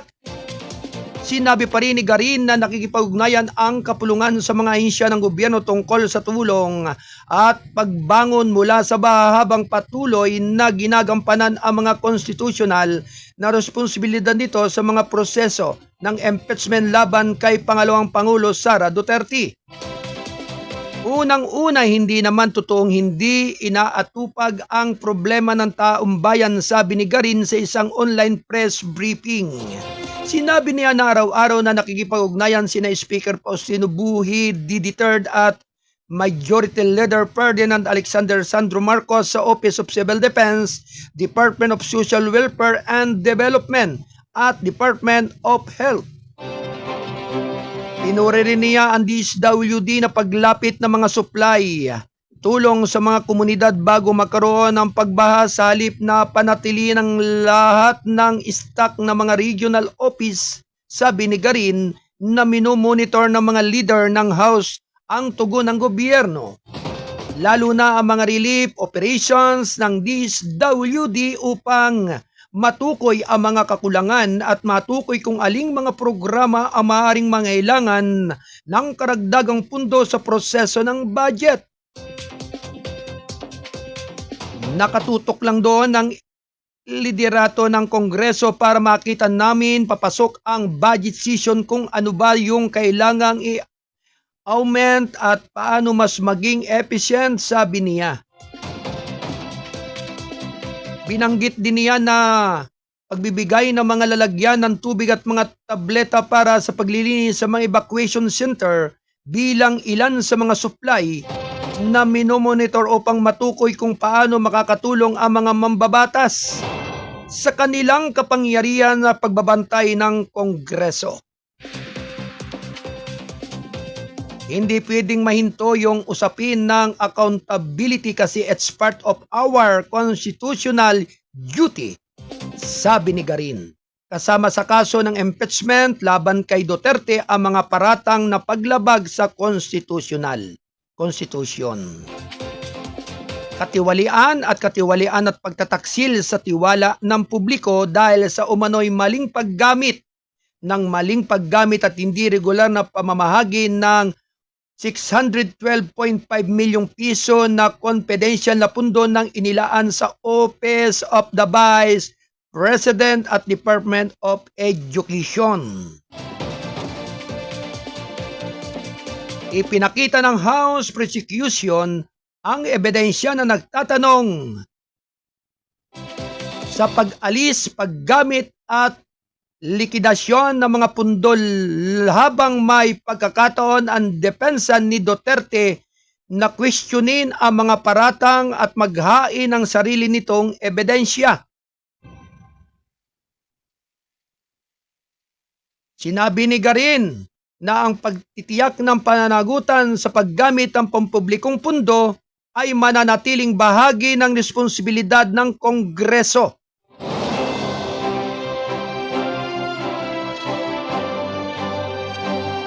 Kahit na tumutugon ang gobyerno sa pagbaha at iba pang sakuna.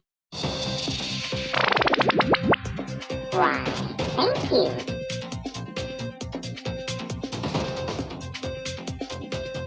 At syempre talagang lalo na po ang mga sakuna ay sunod-sunod sa mga matindi pong sunod-sunod na kalamidad dito sa ating bansa. Kung kaya't sa lahat po ng ating mga taong gobyerno ay talagang kinakailangan pong ibigay at ilarga po nila yung kanilang pagtulong sa ating mga kababayan, lalo na po sa panahon ng kalamidad at sakuna na nangyayari dito sa ating bayan. Marami po ang nagdadalamhati na nagiging dahilan ng kalungkutan sa mga araw-araw na nagaganap dito sa ating bayan.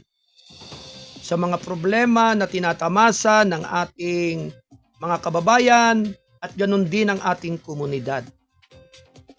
At hindi lamang po yan.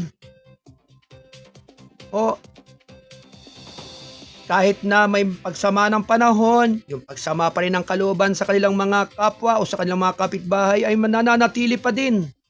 Ang kailangan po sa panahong ito ay pagtutulungan, pag-uunawaan at pagbibigayan. At higit sa lahat ay ang pagpapatawa doon sa mga kaaway. Hanggat maaari po sana ang pag-aaway-away ng sino paman ay isakabilang tabi at huwag ituring na ito ay naging bisyo ng kahit na sino paman. Alalahanin po natin na ang nangyayari pong ito sa ating bayan ay isang bahagi ng pagpaparamdam at pagpapaunawa sa sambayanang Pilipino na marami na pong pagkukulang ang ating mga kababayan. Sapagkat lahat po ay nakagugo lamang, nakauko lamang doon sa mga gawain na pangaraw-araw, sa mga paghahanap buhay, at doon sa mga kapritsyo na tinatamasa naman ng iba, na sabi nga po ay nagiging dahilan talaga ng matinding suliranin ng ating libu-libong mga kababayan. Kaya kung tutuusin po talagang ang ating pong bayan, sinilangan dito sa ating bansa, ay isang malaking ehemplo sa bawat isa na nagbibigay inspirasyon sa angkaman naroroon. Ika nga walang ibang magmamahal sa sariling bayan kundi ay ang mga Pilipino dito sa ating bansa. Yun nga pong iba nagpapanggap lamang na talagang siya'y Pilipino kahit hindi. Kaya unong-una man po ay malaya na nakakapanahan dito sa ating bansa ang iba't ibang mga foreigner o sabi nga natin foreigner. Talagang sila ay overstaying dito sa ating bansa ng may katagalan nang hindi sila nabubuking. Sapagkat sabi nga po libre na ang lahat para sa kanila. Yan po ay talagang nagiging sanhi at dahilan ng mga bagay na kuminsan. Parang sabi nga po ng ibang mga nagsasabi na iba raw yung may tinitingnan kaysa sa tinitingnan. Kaya talaga pong totoo nga po yan. Sapagkat sabi nga po noong mga nakalipas na administrasyon, sa mga nakalipas po na mga pamumuno ng ating mga nakalipas sa mga Pangulo ng Republika ng Pilipinas, okay lamang po talaga ang marami ang nag-overstaying dito sa atin. Marami ang talagang mga foreigner na nakatira rito sa atin na hindi nabubuking. Hindi nalalaman kung sila ba'y overstaying na. At sila ay talagang naririto sa atin bilang isang normal na Pilipino. Ay bakit nga po ba? Sa mga nakalipas, hindi naman po natin sinasabi, nagtatanong lamang po ang ating palatuntunan ng gabay at patnubay. Sa lahat ng ating mga kababayan, sa lahat ng ating mga mamamayan, at sa lahat ng ating mga nasa kinauukulan na kapangyarihan dito sa ating bayan. At base nga po dito sa maraming mga komento dito sa ating comment box, dito sa ating pagtatanghal, ay nagtatanong lamang po ang inyong abang lingkod at ang ating palatuntunan. Noong mga nakalipas, malaya. Pero ngayon po sa kasalukuyan ng administrasyong Bongbong Marcos ay talagang marami ang mga nabibisto at nabubuking na mga nagtatago. Lalo na po yung mga wanted sa batas. Yung mga ang pinagkakakitaan ay mga illegal na operasyon sa pamagitan ng mga firearms drugs at mga illegal gambling ay talagang bukong-buko sila sa ngayon. Ganun din po yung mga nagtatago na mga foreigner dito sa ating bayan. Talagang sila ay bistado at sila ay talagang madadakip at mahuhuli ng mga taga Bureau of Immigration. Dahil nga po nagtayo at nagtatag ang ating gobyerno ng task force para po diyan at mga intelligence talaga para saliksikin at alamin kung bakit laganap ang sa ating bansang Pilipinas ang anumang uri ng illegal activities. At yan nga po ay sa pamagitan lamang na kumbaga sana'y kiit-balikat lamang po ang karamihan kung bakit nakalulusot ang anumang mga illegal na mga kontrabando dito sa ating bayan. Lalong-lalo na po dyan sa lugar po ng Kamindanawan, dyan sa mga sa backdoor, talagang maraming mga produkto na pumapasok dito sa ating bansa nang hindi dumadaan ng custom. Kaya karamihan po, yung mga pirated, yung mga accessories at mga produkto na hindi naman dumaan ng masusing pagsisiyasat ng ating mga ahensya ng gobyerno na nakalaan para diyan ay talaga nakakapuslit patungo papasok dito. Isipin lamang po ninyo, kahit yung mga piyesa na dadalhin sa Zambales, may kargadang mga droga sa loob at kasama doon. Kaya pinupuri po natin at inararangalan ng ating palatuntunan ng Gabay at Patnubay ang mga taga Bureau of Custom na talagang sabi nga po ang lahat ng mga illegal na iyan na pumapasok at umi-entry dito sa ating bansa ay nabubuking at nadidetect ng mga makabagong makinarya o makabagong teknolohiya dito sa ating bansa.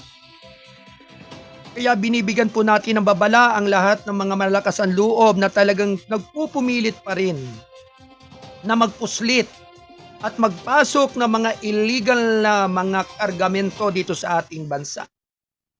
Kaya marami po yung mga pasaway, hindi lamang dito sa ating bayan, kahit doon po sa ibang bansa. Katulad na lamang po ng mga pamamaril na iyan ng mga minor de edad sa kanilang mga paaralan, ang mga sa mga kapwa estudyante nila. Kung hindi baga naman, ikangay pabaya o napapabayaanan ng ating mga magulang ang kanilang mga anak, ay hindi po mga yan mararahuyon o madadala ng maling impluensya.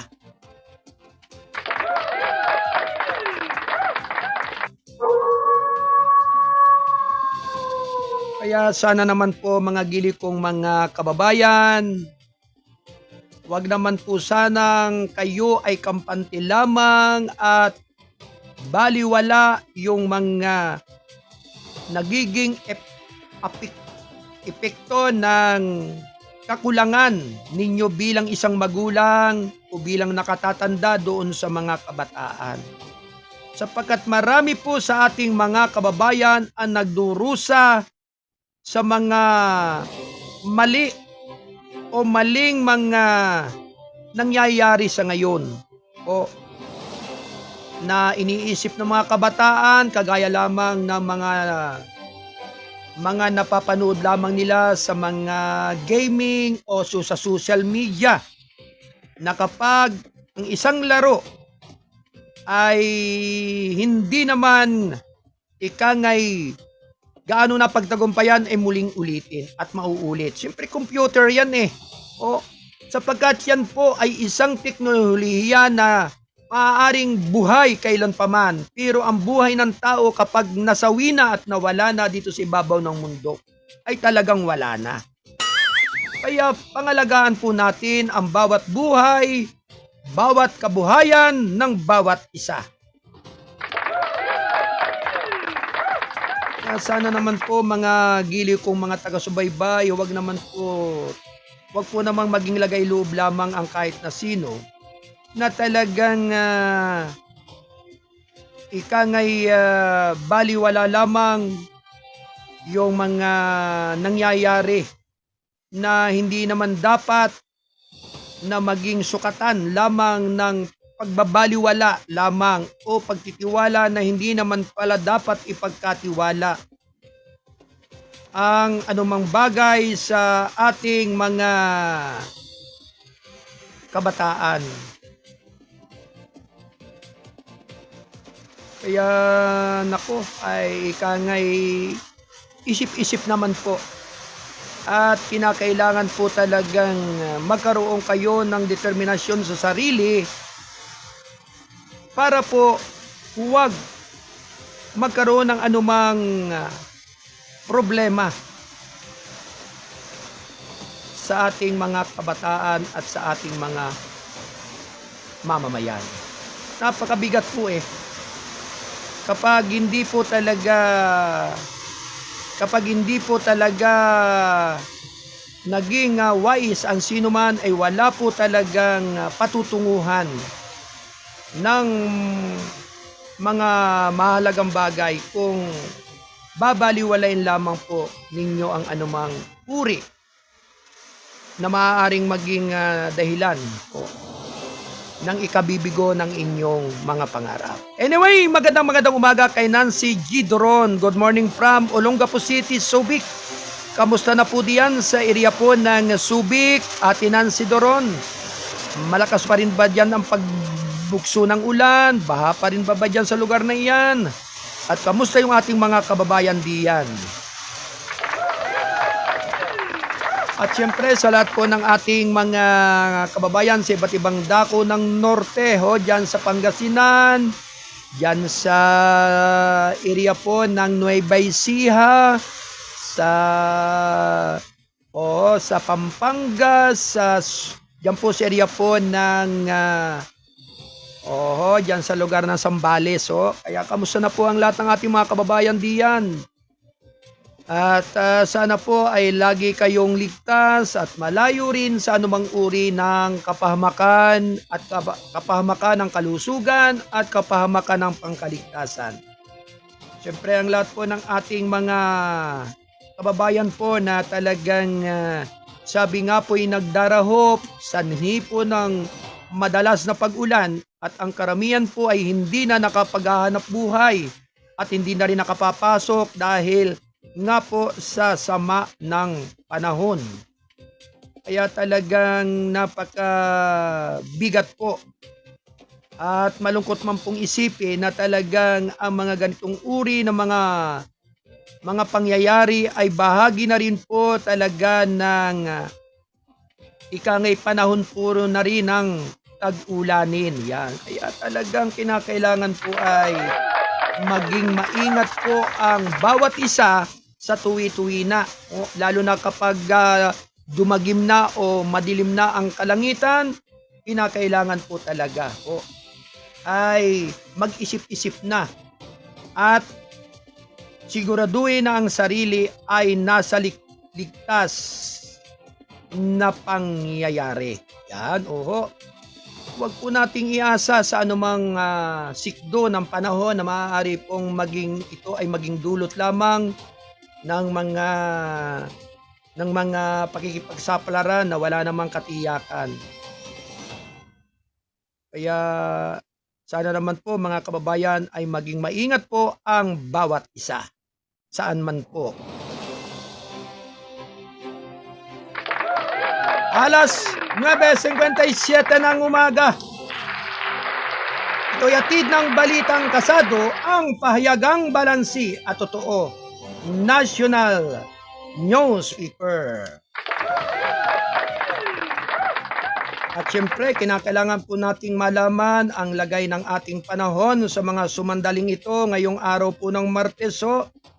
At syempre, alamin po natin sa pag-asa kung ano ang sitwasyon ng ating panahon sa ngayon para po ikangay malaman po natin yung kalagayan ng ating panahon kung tayo po ba ay may panibagong bagyo o talagang dalangalangan bang po talaga ito ng sama ng panahon ho, na nadulot ho, ng pag-ulan na siya nagiging sanhi ng ikangay matinding okay, alamin po natin kay Ate Chenel Dominguez ng Weather Specialist ng Pag-asa. At kinakailangan pong malaman po natin yung update ng ating panahon sa mga sumandaling ito.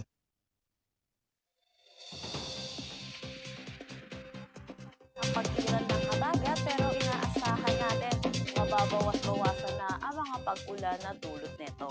Magandang umaga, narito ang ating weather update para sa araw ng Martes, August 11, 2026. Patuloy pa rin ang pag-iral ng southwest monsoon or habagat dito sa May Luzon. Inaasahan natin magiging concentrated na lamang yung mga pag-ulan lalo na dito sa western section ng ating bansa. Sa ngayon, patuloy din nating minomonitor itong bagyo na nasa labas ng ating Philippine Area of Responsibility na may international name na Pelu at kategoring tropical storm. Mababa naman po yung tsansa nito na mapumasok ng ating Philippine Area of Responsibility at magkaroon ng direktang epekto sa anumang parte ng ating bansa. At patuloy itong kumikilos palayo ng ating kalupaan. Para sa magiging panahon natin ngayong araw dito sa Luzon, inaasahan pa rin naman natin yung pabugso-bugsong malalakas na pag-ulan dulot ng habagat dito sa may Zambales, Bataan at Occidental Mindoro. Inaasahan natin ang maulap na papawiri na may mga kalat-kalat na pag-ulan dito sa may Metro Manila, Calabarzon, malaking bahagi ng Central Luzon, Benguet, Pangasinan at Camarines Norte. Samantala, para naman sa nalalabing bahagi ng Luzon, inaasahan na natin yung improving weather. Posible mabawas-bawasan na rin yung mga pag-ulan na maranasan nila at posible na rin makita po natin ang ating haring araw. Agwat ng temperatura para sa Metro Manila, 25 to 31 degrees Celsius. Lawag, 26 to 32 degrees Celsius. For Tuguegarao, 25 to 33 degrees Celsius. Baguio, 17 to 21 degrees Celsius. For Tagaytay, 23 to 26 degrees Celsius. At Legazpi, 26 to 32 degrees Celsius. Dito sa Palawan, posible pa rin tayo makaranas ng mga pag-ulan, dulot pa rin ito ng habagat. Pero para dito sa may Visayas at Mindanao, inaasahan na natin ang maaliwalas na panahon, pero posible pa rin yung mga localized thunderstorm pagdating sa hapon at sa gabi. Sa mga susunod na araw, inaasahan po natin patuloy na hihina itong habagat, yung epekto po nito at makakaranas na rin po tayo na dito sa malaking bahagi ng ating bansa ng maaliwalas na panahon. Po, para sa ating mga kababayan na hindi pa nakakapaglaba, ito na rin po yung ating chance. Para sa ating agwat ng temperatura dito sa Puerto Princesa at Calayan Islands, 26 to 33 degrees Celsius. Sa Iloilo, 26 to 33 degrees Celsius. Cebu, 26 to 32 degrees Celsius. Tacloban, 27 to 33 degrees Celsius. Zamboanga, 25 to 34 degrees Celsius. Cagayan de Oro, 26 to 33 degrees Celsius. At Davao, 26 to 33 degrees Celsius. Para sa ating ulan na inaasahan dulot nitong habagat, posible pa rin naman po yung significant rainfall dito sa may Benguet, Pangasinan, Zambales, Bataan at Occidental Mindoro ngayong araw. Pinapaalalahanan po natin yung mga kababayan po natin, lalo na po dito sa mga areas na to, dahil saturated na po or malambot na ang kanilang kalupaan dahil na rin sa mga sunod-sunod na pag-ulan, kaya pinapaalalahanan po natin sila sa mga pagguho ng lupa at mga pagbaha. Ugaliin po natin makipag-ugnayan sa ating mga local government units hinggil sa mga posibleng paglikas na kailangan po natin gawin. Para bukas, makikita natin lalo pa pong humihina yung epekto ng habagat at posible na lamang yung mga significant rainfall dito sa Zambales, Bataan at Occidental Mindoro. Pero wag pa rin po tayo magpakampante dahil posible pa rin po yung mga pagbaha at mga pagguho ng lupa. Wala na tayong nakataas na anumang gale warning sa anumang seaboards ng ating bansa. Pero iba yung pag-iingat pa rin po para sa ating mga kababayang mangingisda at may mga sasakyan maliit ng dagat, lalo na po sa mga localized thunderstorm pagdating sa hapon at sa gabi. Ang sunrise mamaya ay 5:42 a.m. at ang sunset mamaya ay 6:21 p.m.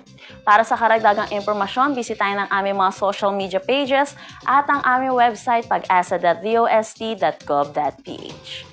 At yan po muna ang latest dito sa Pag-asa Weather Forecasting Center. Chenel Dominguez, magandang umaga at ingat po tayong lahat. Alright, maraming salamat sa update na mula sa weather specialist ng Pag-asa kay Miss Channel Dominguez ng Pag-asa. Thank you, Ate Channel. Ganap na alas 10:03 ng umaga, ito'y hatid ng Balitang Kasado, ang pahayagang balansi at totoo national newspaper. At syempre, maraming salamat po sa lahat ng ating mga nakasama sa ating pagtatanghal ngayong araw ng Martes dito sa ating Studio 1. Ang ating production assistant na si Ate Del Aldea Santos at Ate Rosemary Paderon Lauson. Maraming salamat po sa lahat ng ating mga kababayan na sumubaybay at patuloy na tumutok upang manood at makinig sa ating pagtatanghal ngayong araw ng Martes. At syempre, binabati po natin ng magandang umaga si Ate Alina Oclares and family. Siyempre sa buong pamilya rin ni Kuyang Dan Torbeles, good morning sa inyo. At ganyan din sa ating kasado patroller dyan sa lugar ng Pangasinan, si Kuyang Conrad Bactad and family. Maraming salamat po sa patuloy po ninyong paggabay at pagsubaybay sa umigit kumulang na 2 oras ng ating pagtatanghal dito sa ating himpilan ng responsabling mga mamamayan.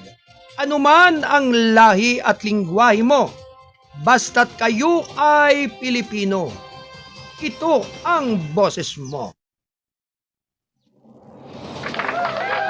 At syempre mga kababayan, sa pangalan po ng ating station manager Kuyang Alan Valenzuela Bordeos, ako naman po ang inyong abang lingkod ng gabay at patnubay, balita at impormasyon, ang inyong Kuyang Arnold Acevedo Namuco, nagpupugay ng isang mapagpalang umaga ngayong araw ng Martes. Naway patuloy po kayong mag-ingat at sumainyo ang basbas at pagpapala ng ating dakilang lumikha.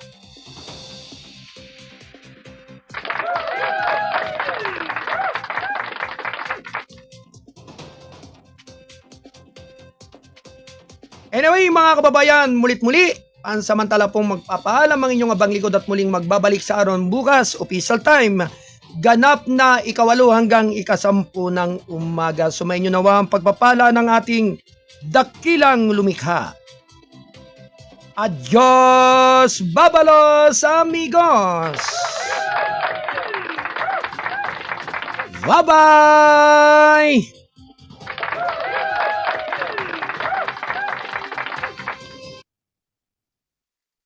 Yo! Kasado Broadcasting Service, KBS-AM, Lunes hanggang Biyernes, laging on air. Serbisyo publiko, hatid namin sa masa. Let's go!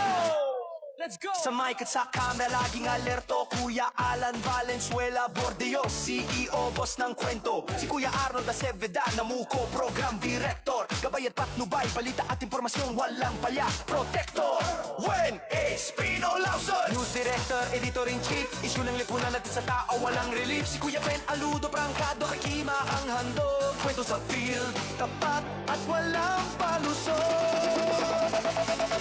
Kasado Broadcasting Service, KBS, RMM, Diario, Radio, TV, hatid ang news. Serbisyo publiko sa bawat baryo at city. Team namin solid, mabilis, wagas at witty. Balita sa umaga, balita sa gabi. Mula sa radyo hanggang sa diaryo, di kami mabibi. Kuya Alan, Kuya Arnold, Kuya Wayne at Kuya Ben. Teamwork solid, wala atrasan, walang talo sa laban. Reporta sa field, editor sa studio. Mabilis na balita, hatid sa bawat kilo. Ikasa mo, gabay at patnubay, issue ng lipunan. Prangkat pagkatima, truth ang hatid namin sa bayan. Kasado Broadcasting Service, ABS, RMN, Diario, Radio, TV, hatid ang news. Serbisyo publiko sa bawat baryo at city. Team namin solid, mabilis, wagas at witty. Lunes hanggang Biyernes, on air ang kwento. Mga mamamahayag, laging handa sa todo. KBS, RMN, di lang basta news. Hatid namin sa masa, truth na wala abuse. Kasado Broadcasting Service, KBS, RMN, balita serbisyo, hatid sa bawat tao. Pang-team namin solid, mabilis at totoo. Ikasamo, gabay at patnubay, isyu ng lipunan, pagkadok may ima. Hatid ang totoong kwento. Dyaryo na, radyo na, TV na. Kasado Bros Testing Service, KBS-RMN. Serbisyo publiko, sa puso tugon namin. RMN.